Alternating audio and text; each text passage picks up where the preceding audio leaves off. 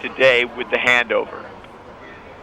Okay, what actually has already happened is we're, I think, about 10 hours ahead of you, but what this is we call it a transfer of authority. And what that means is 10th Mountain Division out of Fort Drum, New York, was a command and control element for all the multinational divisions south, 9 provinces, approximately a third of Iraq. So today was a transfer of authority where they transfer that authority from their command and control to the 34th Infantry Division, Minnesota Army National Guard. So we are now the command and control element for all the multinational divisions south. Again, a third of Iraq, about the southern 9 provinces. Pretty historic ceremony, but it's a simple ceremony. Really what they do is they fold up the guidon, the division colors of the 10th Mountain Division, and then we unfurl, General Nash and Command Sergeant Major Jolene, unfurl the guidon and the colors of the 34th Infantry Division. And that's the extent of the ceremony. Really, it only lasts about 2 minutes, but it's historic in the fact that we are again taking on this mission, and General Nash and Command Sergeant Major Jolene are the command and control commander of Multinational Division South. What are the biggest responsibilities that come with this transfer of authority? What are the tasks that this group will be charged with then? Well, as we are command and control of approximately 16,000 soldiers, United States Army soldiers, in our operational area.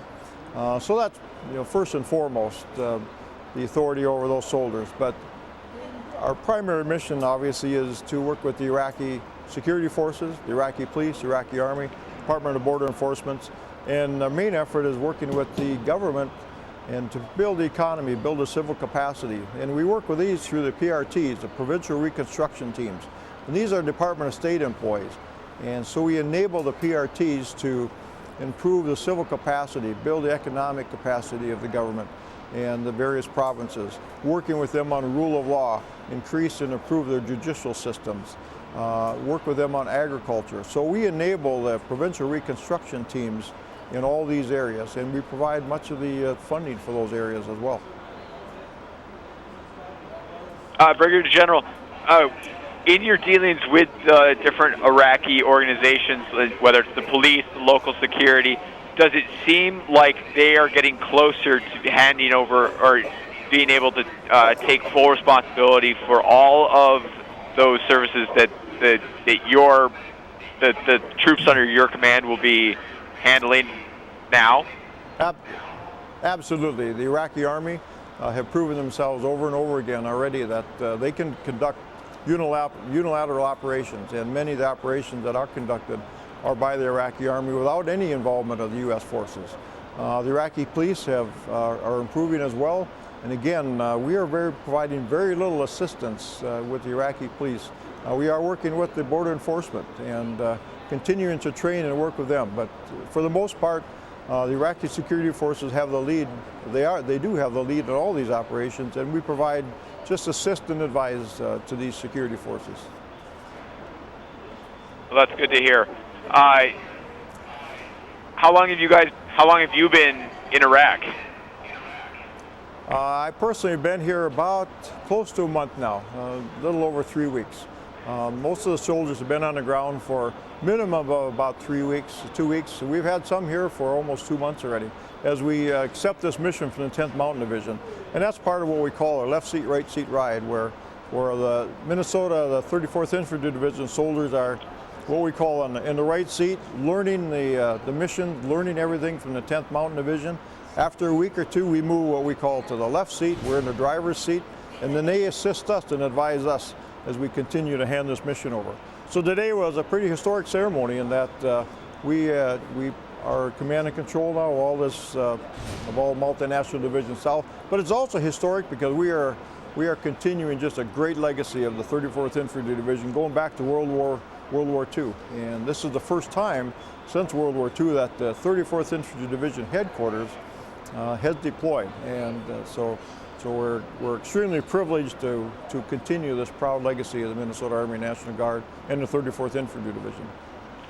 How long is the mission that they're charged with now? Is it 10 months? Is it 12 months, or somewhere in there? Our deployment is 12 months. We had already about 2 months post deployment training, so we will be here sometime in the middle of February. So approximately 10 months, boots on the ground here in Iraq. Get back just in time to see the Vikings in the Super Bowl.